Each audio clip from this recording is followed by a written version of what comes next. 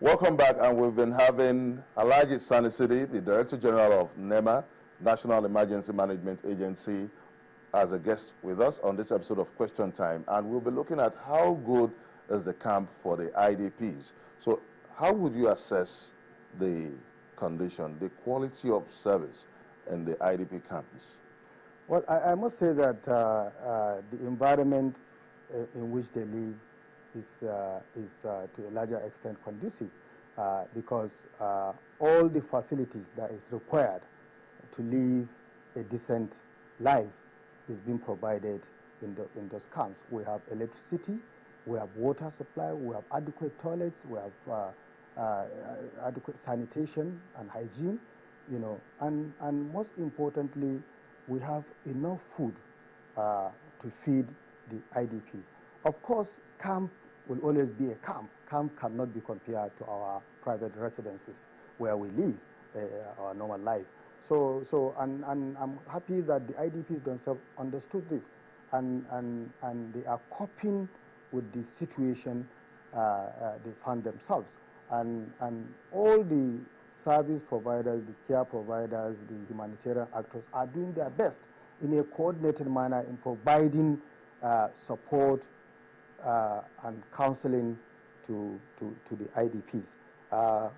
We have not had any cases where IDPs will go to bed without eating, or where you have, in fact, these camps are even being fumigated on a quarterly basis, and we have enough mosquito net to ensure that they are not being infected by malaria as a result of the hygiene of the environment or what have you. So I think to some large extent the camps are habitable and they are happy about it. Now, in releasing these children back to their parents, what is the level of scrutiny? What's the level of verification to be sure that these are not imposters? Because I want to imagine that these children or women are in a vulnerable situation and they have an option's choice in terms of they are left with no options than to accept anybody that gives them the privilege of being called a relative to them. So what is NEMA doing to scrutinize that these rescued women and children or the IDPs return to their true families and not possibly back to the hands of a Boko Haram impostor?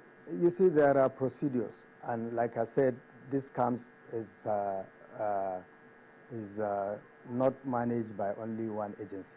There are multi-donor agencies in this camp. There are civil society groups, there are NGOs, there are security agencies. So there are procedures of verification and ensuring that the children that have been unaccompanied are traced to their parent.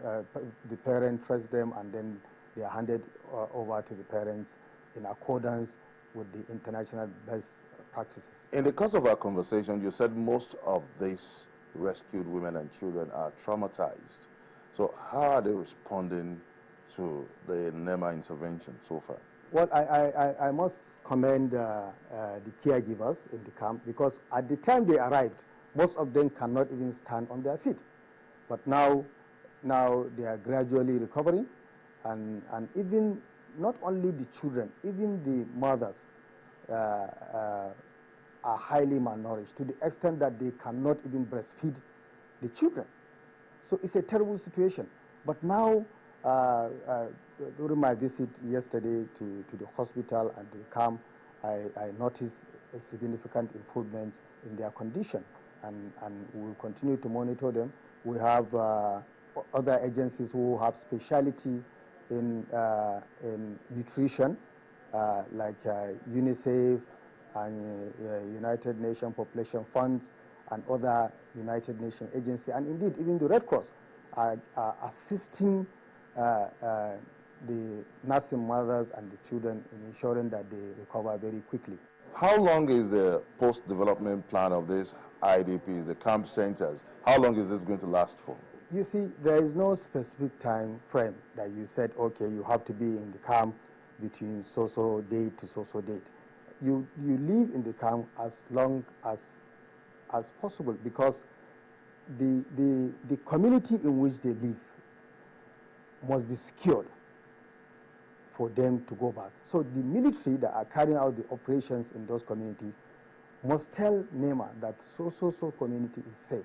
So we can plan to return them to the various community by giving them some exit package. And that is what we are preparing now. Like we've started when the military informed us that, look, Mubi North, Mubi South in Adamawa State is safe. These people can go back.